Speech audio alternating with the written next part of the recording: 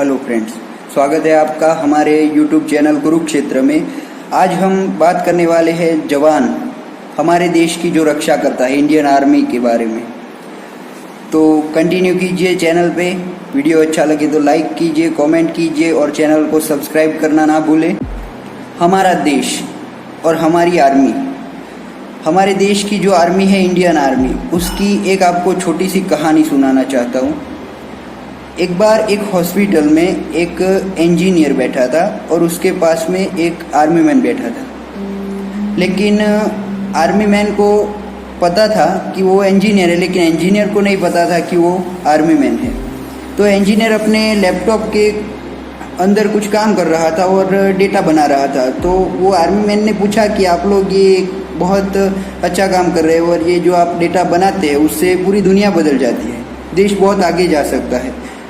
तो फिर उसने बोला कि आपको ये आसान काम लगता है। इंजीनियर ने बोला कि आपको ये आसान काम लगता है, जो हम डेटा बनाते हैं उसमें रात दिन की मेहनत लगती है और ये जो डेटा तैयार होता है उससे मशीनें चलती है, लेकिन ये डेटा का कोडिंग बहुत मुश्किल होता है। सबको लगता है कि ये बहुत आसान काम है, लेकिन ये बहुत मुश्किल काम है। तो वो आर्मी मैन बोलता है कि अच्छा, ऐसी बात है। तो फिर वो बोलता है कि इसमें बहुत स्ट्रेस रहता है, काम का इतना बोझ रहता है हमारे ऊपर, ऐसा इंजीनियर बोलता है। फिर इंजीनियर ने बताया कि ये जो हॉस्पिटल में हमें ईसीजी मशीन दिखता है, एसी, पंखा, जो भी चीज़ दिखती है, कंप्यूटर, और ज़्यादातर मशीनें आजकल कंप्यूटर से चलती है। तो वो उसने बोला कि उसका कोडिंग जो हम करते हैं वो बहुत ही मुश्किल होता है। तो आर्मी मैन ने बोला कि सही बात है आपकी। फिर उसने बोला कि अभी आप क्या करते हो? तो वो कहता है कि मैं प्रोजेक्ट मैनेजर हूँ और मेरी टीम काम करती है। तो उन्होंने बोला कि अच्छा, तो अब आपको कोई काम नहीं रहता होगा खास। तो उस इंजीनियर ने बोला कि ये कोडिंग करना आसान बात थी, लेकिन अभी इस टीम को संभालना और इतने लोगों को दिन में जवाब देना पड़ता है, ये काम थोड़ा मुश्किल हो जाता है उससे तो, और कितना स्ट्रेस में रह के काम करना पड़ता है। तो उसने बोला कि तुम लोगों को सिर्फ ताकत का इस्तेमाल करना होता है, स्ट्रेस बेस तुम क्या जानो। तो फिर उस आर्मी मैन ने बताया कि मैं जब बॉर्डर पे था, तब कारगिल का वक्त चल रहा था, तब हमारी 30 लोगों की टीम थी और हमें सवेरा होने से पहले उस पहाड़ पे चढ़ना था और ऊपर से दुश्मनों की गोलियों की बरसात हो रही थी और नीचे से ये जो 30 लोगों की टीम जा रही थी। तो हम जब सुबह ऊपर पहुँचे और हमने जब झंडा लहरा दिया ऊपर, तब हमें होश आया कि हम कहाँ पर है, और तब हम सिर्फ 4 लोग बचे थे। आर्मी मैन ने बताया कि हम 30 लोग गए थे, उसमें से सिर्फ हम 4 लोग बचे थे। और उसके बाद जब बर्फ़ के अंदर एक सिपाही घायल हो रहा था, तब उस आर्मी मैन ने बताया कि वो हमारी ही टीम का मेंबर था और वो वहाँ पे दुश्मन की गोलियों से घायल हो रहा था। तब उसको बचाने के लिए उसने जाने की बात की। तो उसका जो मैन था उस टीम का, उसने बोला कि मैंने जब शपथ ली, तब देश की रक्षा की शपथ के साथ साथ अपनी टीम के मेंबर की रक्षा की भी मैंने शपथ ली है, तो आज इसे बचाने के लिए मैं जाऊंगा। और वैसा बोल के वो जो टीम का मैन हेड था वो उसे बचाने के लिए चला गया। और जब वो गोलियां लगी थी उस सिपाही को बचाकर यहाँ आते हैं, तब तक वो जो टीम का मैन कैप्टन था वो गोलियां लगने की वजह से शहीद हो गया। और तब उस आर्मी मैन ने बताया कि वो जब शहीद हुए तब मुझे पता चला कि ये जो दुश्मन की गोलियां थी वो मेरे लिए थी, लेकिन वो हमारे कैप्टन साहब ने उनके ऊपर ले ली। और जब भी मैं बॉर्डर पे जाता हूँ, अपनी ड्यूटी पे होता हूँ, तब मुझे वो अपने जो साथी थे उनके आखिरी चेहरे, दुश्मन की गोलियों की आवाज़, कप्तान साहब का आखिरी चेहरा मेरी नज़र के सामने आता है। तो मैं भी जानता हूँ स्ट्रेस के साथ काम करना कितना मुश्किल होता है। तो हम लोग जो सोचते हैं कि हम देश में बैठ के इतनी मेहनत करते हैं, हमें कुछ मिलता नहीं, पैसा नहीं मिलता, सिर्फ काम हम ही करते देश के लिए, तो ये जो आपकी सोच है वो सरासर गलत है। क्योंकि आर्मी जो बॉर्डर पे रह के करती है वो हम देश के अंदर रह के भी नहीं कर सकते। तो ये जो आर्मी है हमारे देश की, वो हमारे लिए दिन रात वहाँ पे तैनात रहती है। तो दोस्तों, अभी हम देख सकते हैं कि ये हमारे देश में जो कोरोना की महामारी चल रही है, पूरी दुनिया कोरोना से लड़ रही है।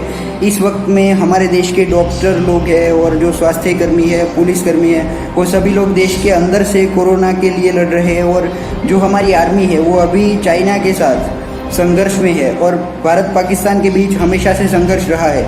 तो वो अपनी जान को खतरे में डाल के रात दिन वहाँ पे जागते हैं, पहाड़ों में 60 डिग्री की गर्मियों में, -60 की ठंडियों में भी वो वहाँ पे रहते हैं। अगर हमें सर्दियों के मौसम में ओढ़ने को कंबल नहीं मिलता तो भी हमें इतनी ठंडी लगती है, तो हम सोच सकते हैं कि वहाँ पे कितनी ठंडी होगी, वहाँ पे कितनी गर्मी होगी, कैसे जानवरों के बीच वो रहते होंगे, जंगलों में रहते होंगे, कहाँ पे रहते होंगे, कहाँ पे सोते होंगे, और उनकी क्या मुश्किलें होती होगी वहाँ पे। तो जो हमारी आर्मी है वो सबसे बेस्ट है, और हमें आर्मी का मोरल डाउन हो ऐसा कभी नहीं बोलना चाहिए, और हमें घर पे बैठ के ये सुझाव तो कभी नहीं देना चाहिए कि आर्मी को ये करना चाहिए, आर्मी को वो करना चाहिए। अरे हमें घर पे बैठ के क्या पता चलेगा कि आर्मी को क्या करना चाहिए? वो अपनी जान लगाए बैठा है वहाँ पे हमारी जान बचाने के लिए, और हम यहाँ पे बैठ के सुझाव देते हैं कि आर्मी ये नहीं कर रही, आर्मी वो नहीं कर रही। अबे साले तुम्हें क्या पता होगा जो यहाँ घर में एसी में या पंखे के नीचे बैठ के सिर्फ सुझाव देते हो? वहाँ पे जान रखनी पड़ती है, वहाँ पे खून बहाना पड़ता है, तब जाके देश में हम लोग सुख से रह सकते हैं।